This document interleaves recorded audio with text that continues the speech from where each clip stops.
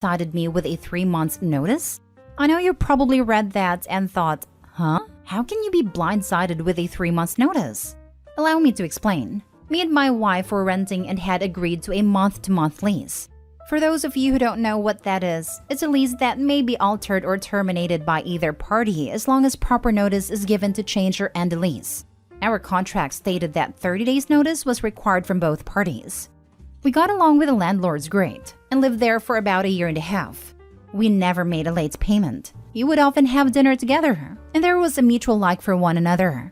After some time, they began telling us that even though it's a month-to-month lease, they wanted to continue this arrangement long-term. They gave us the whole, "We love having you here, and we want this to be a long-term thing." We felt reassured by that and stopped being so on edge all the time. We stopped worrying about them kicking us to the curb. We figured we could stay there for years, and we were happy about that. That is what they filled our heads up with, that we are secure. We were finally at peace. Then, one day, my landlord comes up to us and explains that, unfortunately, we will need to leave in 3 months because the space we were occupying was going to be converted for a family member that was going to move in. We felt a little betrayed and lied to.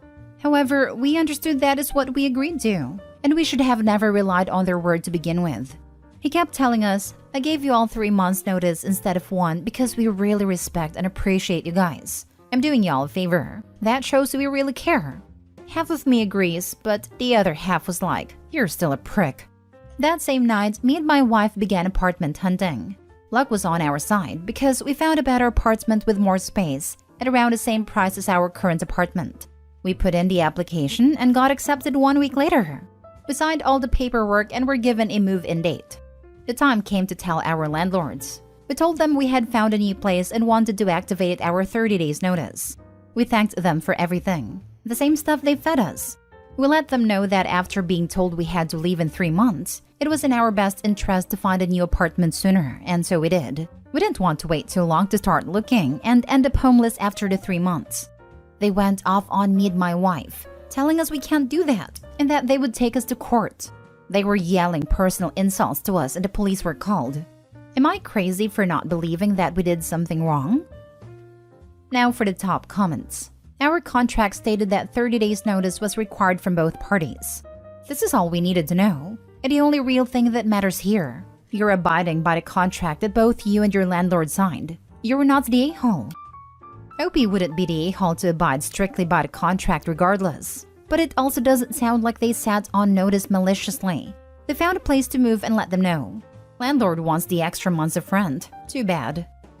Totally agree. OP was weirdly hung up on the 3 months notice thing. Like that actually was very kind of the landlord, because it puts them in the exact position they ended up in, missing out on 2 months rent. It wouldn't be a kindness if they weren't sacrificing anything.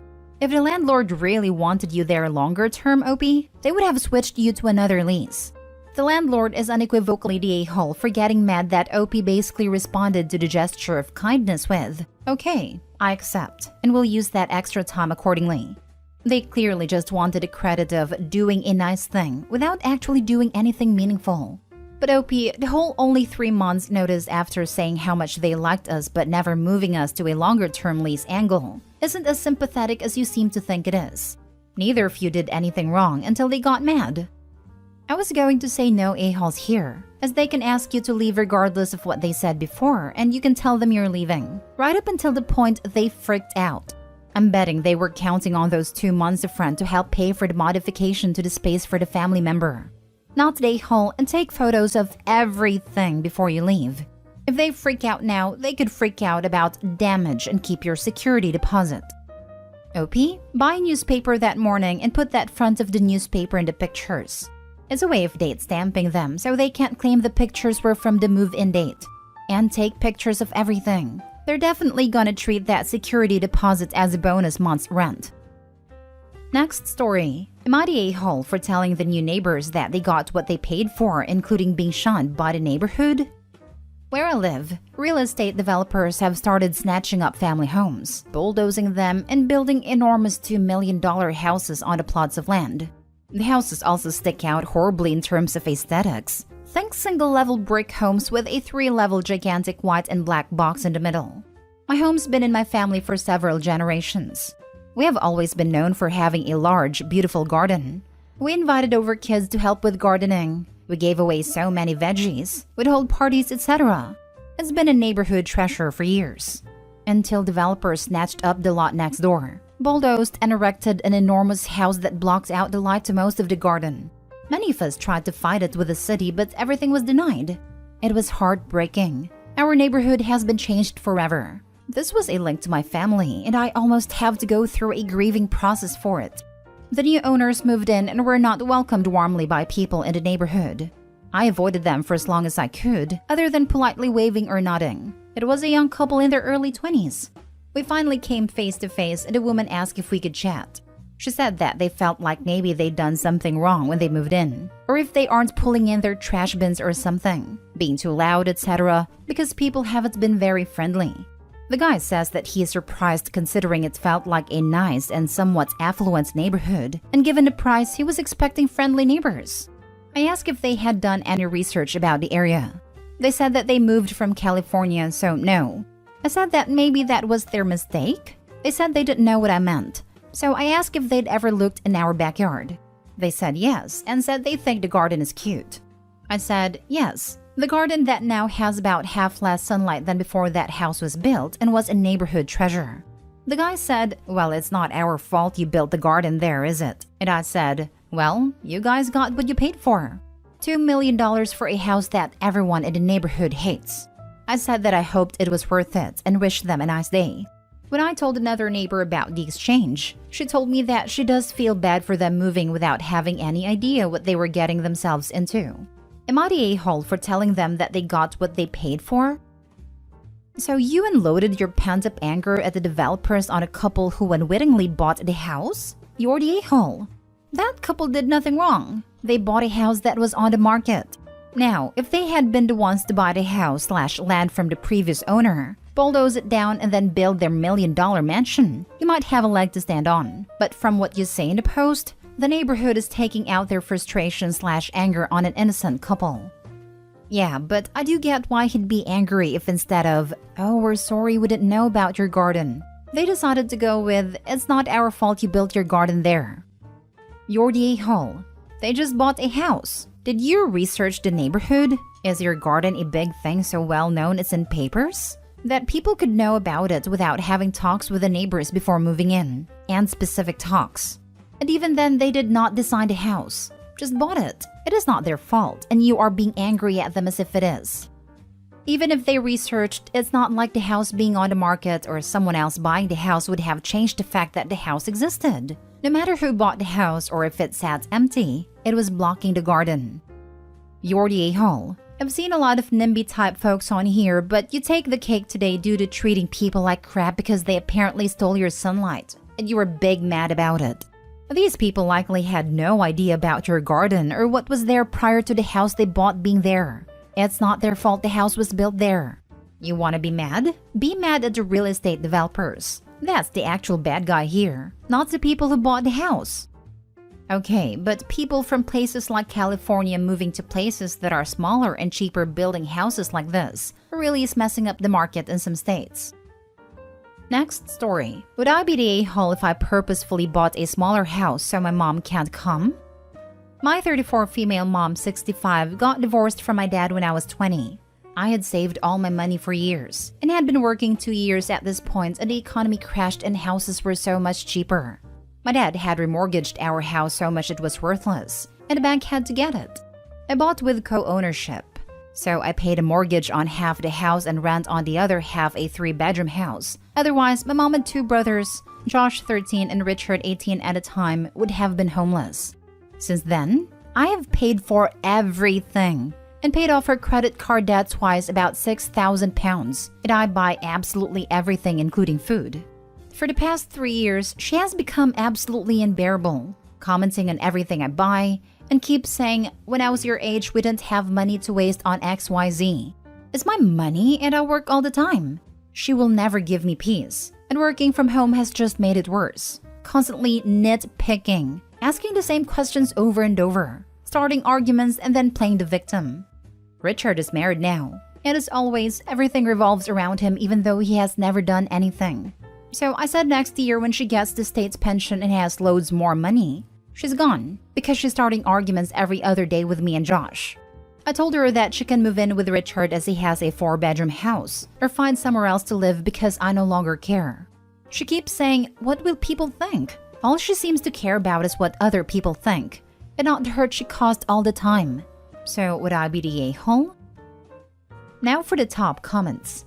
Not the a-hole, but like just buy the size of house you and your husband want and tell her to pound sand. Thanks, though I don't have a husband because she's driven away anyone I've ever liked and complained, what would I do if you got married? Where would I live? To be honest, I want a house that Josh, youngest brother, can live in and that my 2 little nephews can stay a couple of nights a week. You do realize that she's keeping you single so you'll be her caregiver in her old age, right? Your brothers are there to give her grandchildren and you're there to cater to her every whim. Can't let you get a family of your own that you might prioritize over her now, can we? She's a grown adult who has been parasiting her child for over a decade. Kick her out now. She can fend for herself. Not the a-hole. You are completely right. I'm so sick of getting taken advantage of. I stand up to her and then she just wears me down. He won't take her. He told me in August that he doesn't want her. That doesn't mean you have to keep her. Go to Citizens Advice and they will tell you how to legally evict her because it's a process. But if she has proof that she is being formally asked to leave, then she will be helped by the council. You know, I never even thought of the Citizens Advice Bureau. I will give them a call tomorrow. Please update. You're empowered by these comments, and that's great. But I fear as soon as you get near your mother, you may cave because she's had 34 years of molding, brainwashing, and frankly, emotionally mistreating you, and that you'll return to old habits. Take care of yourself. Evict her, and it'll be on Richard to tell her to her face he doesn't care about her. Good luck no matter what. Now for the last story. Am I the a-hole for calling the cops on my neighbor and getting my sister in trouble? Background. I, 40 female, am unmarried. No kids. My sister, 45 female, is married with 3 kids and bought a house about 3 to 4 years ago in the super nice suburb of town. It's a great area. Lots of parks, trails, with a really good school system. I found and bought a house in the same neighborhood. I loved it for the size of the yards, great for my dogs. Love that I can now walk or jog to all the trails in a local lake. It is, however, very suburban, and most of the people here have families, making me a little bit of an outlier. I'm fine with that. I don't really care. I live in the house by myself. Neighbors have been nice, but most of them hang out with each other and have playdates with the kids. There are neighborhood barbecues that I have been to. So a week ago, I'm watching TV at home, around 9 p.m., and all of a sudden my dogs start going crazy. My doorbell rings multiple times, and then rapid knocking. I jump off my couch, look at my Ring doorbell, and it's a stranger, male, knocking on my door. I have no idea who he is, and he just keeps banging on my door. My dogs are freaking out, so I call the cops. He goes away after about 5 to 7 minutes. The cops show up 20 minutes later. I show them the video and they told me they know who it is, though wouldn't tell me, and then left. The next day, I get a phone call from my sister. She's super miffed that I called the cops on Dave, and how could I do that in this community? I'm confused. Who is Dave? Oh, it's apparently the local neighborhood watch guy and school teacher, but he thought I was driving too fast down the street and wanted to talk to me. I was flabbergasted because 1, there's no way to drive fast in this neighborhood as there are stop signs everywhere. Cops everywhere. They have their own police force, and there are speed bumps every 2 blocks. 2, why didn't he call/text/email before knocking on the door at 9 p.m. on anyone's house, much less a single woman at home? But sister said that my reaction was totally over the top, and you don't live in the hood anymore. People visit other people. I stand by my right to be safe and not get harassed by the neighbor. But sister is angry because there was no danger whatsoever. And apparently, this was the discussion at the recent PTA meeting. And since I wasn't there, because why would I go to a PTA meeting? She was charged with defending me and now she looks bad by association. She also brought up that I walk my dogs without a bra on all the time. And that's just not good. WTF? She wants me to reach out to Dave and apologize and say that I am absolutely sorry for calling the cops and driving fast. She told me that I needed to play nice with the neighbors unless I wanted to be moving in a year. Maybe I did overreact, But I'm just so annoyed that I don't want to do anything related to that. And maybe that makes me the a-hole. Thoughts? Not the a-hole. What Dave did was highly inappropriate. And you being discussed at a PTA meeting was also inappropriate. Is this an HOA?